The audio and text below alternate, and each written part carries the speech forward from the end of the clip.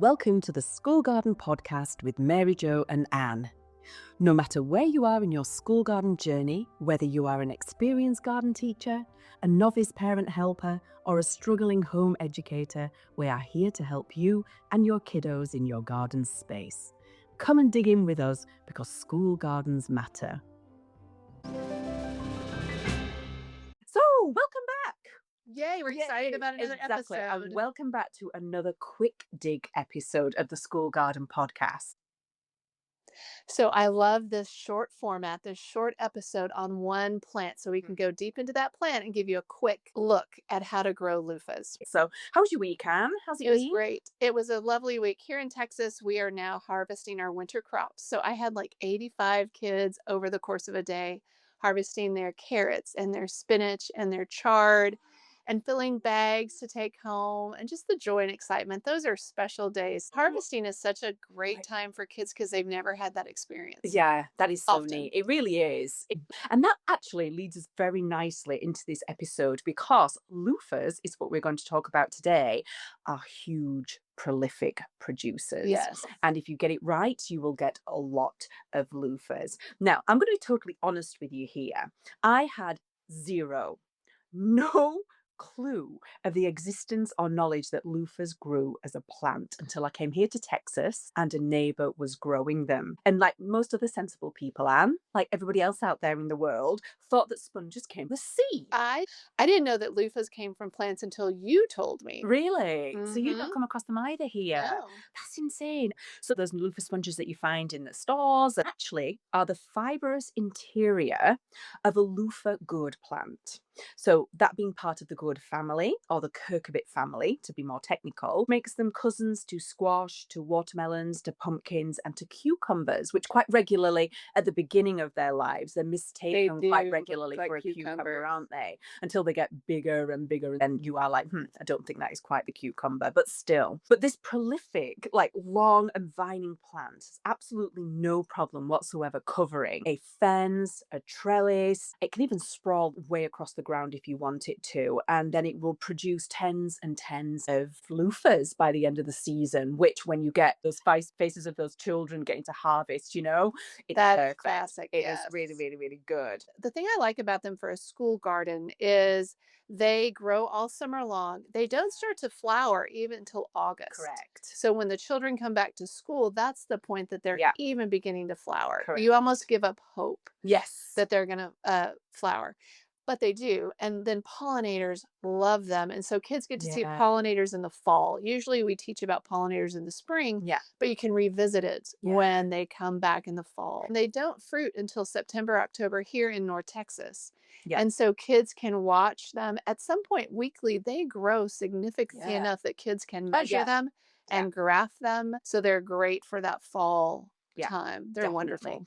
So we have a small school demonstration garden here in Fort Worth, and we use that to host professional developments and field trips and things like that. And we grew loofahs last year. We grow loofahs everywhere, but we grew them last year, and we had a professional development in August, and we had some educators that were fascinated by it. They like, were, genuinely agreed. fascinated. And at that time, we had tiny little baby ones that were growing, and we had some of our educators who were originally from Thailand. And they took the very tiny little baby ones away to cook with, which was interesting to me. Yes. And then we had a professional development that came later on in September, October time. And then they dried out and were ready for seed saving. So we had some educators that took some seed away with them, gone, we're going to grow this. Anyway, they've all promptly forgotten exactly what I told them to do with them. So this quick dig episode is for those educators who've forgotten entirely what to do with the seed they took, or for anybody else who wants to give loofahs a go this summer. So where do they grow? So loofah plants do really well in the heat, which is what makes them ideal for us here in Texas. Exactly. But worry not, because they will actually grow in cooler climates and cooler zones too. So just be aware that they will have a much longer growing season the cooler the area that they're in. So if you are in a cooler zone or a smaller place, try and give them the most sunniest, warmest, hot spot in your garden, and that will just speed up the season. Because you find that, don't you, Anne? Right, like, my loofahs are ready a full month after the loofahs in our demonstration garden because it's a little bit of a shadier spot, Yeah. but it works for me. Yeah, exactly, and they come, don't they? So ideally, you can easily start them from seed, and seed is available online and also from really good nurseries. But if you have acquired seed from an old loofah, so those teachers that got seed from our old loofahs, and believe me, a loofah produces hundreds of seed inside. You just need to make sure that those seeds are viable. So you're going to look at the seed and you're going to make sure that it's plump. And if it feels kind of empty or flat, then that's not a viable seed. Okay. And the other way to test if you've got viable seed is to soak it. And if soaked seeds sink, they are viable. If they float, they're not.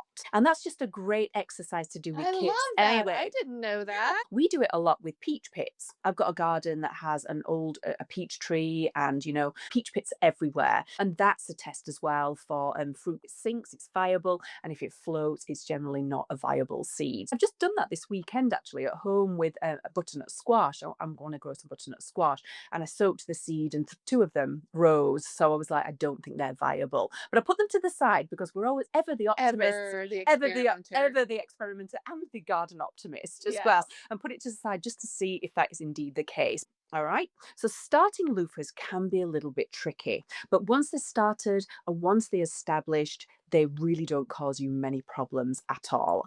They're a little bit too giving. So they are an annual plant, which means that they will do all its growing, all it's producing, and all it's dying off in one season. So you're quite unlikely to get it coming back again unless some of the seeds have fallen Right. in that space and it comes Mhm. back. So don't worry, you're not going to end up with it forever. Okay, so you can move it around.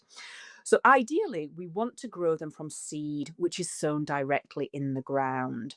But loofah seed do like a warm soil to get going. And we're talking about an air temperature in the 70s, which is not a problem for us here, but it might be a problem for you if you are in a cooler place, which is why a lot of people will start seed inside and start off and grow the plants inside and then transport them later on. But in my opinion, transplanting loofah seeds are problematic. They don't Mhm. like to be transplanted. So if you can from seed, that would be ideal. But if you do have to transplant, grow inside, and then move outside, then just kind of monitor them a little bit and just make sure they're getting that even moisture just to set them going. So for us here, we can start to think about sowing them seed in May, even April. You said that you've got yours in the Mhm. ground Last now. week, yeah. Yeah, it's kind of warm enough now. And so getting those started before the end of the school year. So soaked seed, you're just going to poke them an inch into the soil, and you're going to be spaced about at least 18 inches to 2 feet apart. And you really do want to give them that space. Keep them evenly watered until germination or until that plant is established. Because they're a little bit trickier to get started, overseed, putting way more seeds than you want, okay? And then you can always thin them out. Right. And we've talked to you about thinning before. Okay, so put in, let's say, 4 seeds where you would just the one, and you can always thin out the other ones if you don't need them. When I say that this plant is prolific, I really mean it. Okay, so one plant can actually vine up to about 30 feet, and you and I see that every single year, Right. don't we? So make sure that when you are planting it, that you are giving it the space, that you are giving it a support. So something like a trellis, giving it a fence, something like a really good growing hoop to grow it on. Mhm. Now I grew loofahs every year at a school that has this kind of like growing hoop, and every year that loofah vine will bring down the hoop. Right. The kids love it, and we really look forward to it actually. And then we just pop it back up again. So I've also put it over a pergola, and it's gone beyond the pergola, and it's gone way up a tree, and we've still Mhm. got two loofahs at the top of this tree that I can't get down from Oh, 2 years ago. wow. Kids love it actually, kind of thing. It's really, really funny. So, but if you are putting a seed into the ground next to a fence, or then just make sure that you mark where you've put it down. Maybe put some stones around it or put a sign, because it could get mowed down or weed whacked, especially if you're not the one who's doing the mowing or the weed whacking. If you want to avoid that entirely, consider planting in a pot or a 5-gallon bucket so it's very identifiable as a plant. You are going to have to give it a bit more water than you would say it was in the ground. but it will need watering during dry spells. Okay. So if you are not getting as much rain, you are going to give it a really big, long, deep water at least once a week, twice a week if it is really very hot, you know? Would you say that's about right? Is that what you do, how you water yours? Or I just when you think remember? so. When I remember, and Yeah. when the leaves start to look wilty, then it's like, oh, I better Yes. water them. Yeah. And they've got very big, kind of big, Notice. big leaves, you know, and you will notice when they are looking a bit droopy and a bit thirsty. So, and in my experience, it takes much longer to flower, like you were saying, than say a cucumber or a squash, Hmm. something else in that family. So hold your nerve. Okay, hold your nerve because the flowers will come, I promise. And they may not come until that raging heat into mid August when you can't believe anything's going to bloom or produce or anything, but they do. And once they come, you know, you're going to be rewarded with these beautiful, big, trumpet like yellow squash flowers that get these really big, fat, black bumblebees that come along as these pollinators. And if you do have kids in the garden at this point of the year, then it's really nice to start talking about pollination, okay? Hmm. Because you know they will have a male flower and a female flower. The male flower is much straighter. The female flower is more open and has a tiny fruit behind it as well. And you can start to talk about pollination. Possibly take a paintbrush, a little Q-tip, do some hand pollinating as well. Hmm. You will get a lot of flowers, so don't worry about taking off a few. You'll still get blooms and you'll still get loofahs. So take those off and have a look at the flowers. So once pollinating starts, either by the big fat bumblebees or your Q-tips or whatever, as well, you're going to start getting little baby loofahs. And it is so exciting. Honestly, they are so They're cute. so cute. They are so, so cute. You know, I was telling you about the Thai educators that take them away. And I think in Indian cuisine as well, that they use them very small. But after a certain size, and it's not long after they're small, they're not that good to eat. I think they're very fibrous. I think they're very woody. So most of us are growing them for the sponge quality Right. right till the end of their life, you know. So we are going to let them go to full maturity and dry on the vine. So the loofah will go from a heavy green cucumber, and then it's going to kind of transition through to a drying up yellow, kind of shriveling up. And then it's eventually going to turn into this light, crispy brown, almost paper like good, isn't it Yeah. really? It's going to go from this very heavy kind of like squash to almost this feather light paper thing, isn't it really, when you've Yes, got it's the a end? huge change. A huge change. And again, fantastic to watch. So you can let this happen on the vine if your summers turn into fall and are warm. Um, and and they're long like ours. But if you are in a cooler climate, then you might want to have to take them off the vine because if you get a frost, that frost is going to kill that vine. A light frost is going to kill off a loofah vine. So just be ready. Just know when your cold is coming in. So once it gets cold anyway, it's going to stop producing. Just be wary that when it does start to cool down, those frosts are imminent. You want us to really start thinking about harvesting and bringing them in. Just pick them all nice and crispy and brown off the vine, bring them in, but you can also bring green ones in, those slightly yellowing ones, and they will start to ripen. It takes a long time. Don't Hmm. expect it to happen quickly, but you'll put them in a garage or inside somewhere, you know, somewhere that's not freezing, and they will ripen up, and you will get loofahs later on. So you're about to talk about my favorite part of this process is what Mhm. do you do once they're ready? Yeah. So, you know, you're going to have these gnarly, long, maybe about kind of sometimes they can be 18 inches, even a couple of feet, Yes, you know, if you get some they're really, really big. big ones. So, the way that I do it is I like to dry them out, get them as dry as possible, you know, so turn them in the sun for a couple of days. And then it's just a matter of transforming them into sponges. And this is such a great exercise to do with the Oh, they kids love it. because it's so tactile. It's memorable. The noise, the sensation, the kind of sensory elements to it is absolutely fantastic. And you're just going to crack them, squeeze them, crack them, and pick off those and peel off those dry skins. And inside, you are going to see a sponge. You are Mhm. going to see this Yep. insanely fibrous sponge looking thing that you were like, no way, absolutely no way that has come out of that, you know? Mhm. You are then going to start spilling seed.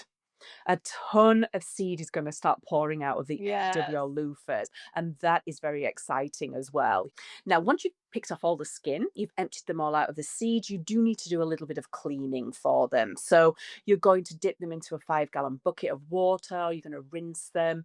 I like to, if they're going to go home and be used in people's showers, for example, or in the kitchen, I like to take them home, or beyond the children, is put a tiny bit of bleach into I a do that bucket. Do you do too. that too?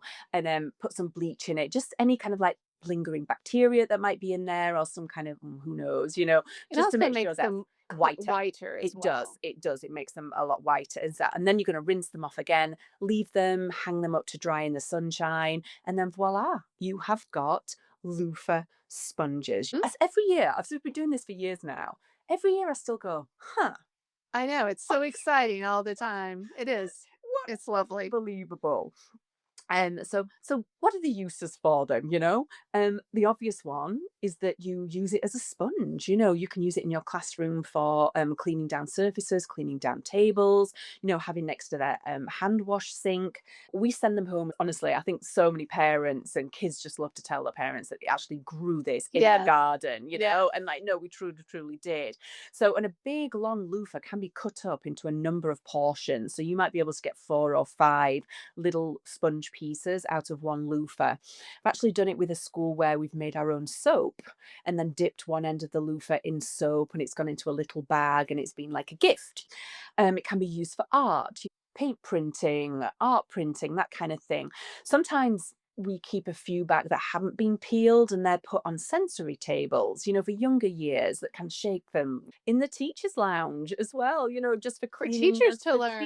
how have you used yours? So I typically use them as Christmas gifts. Right.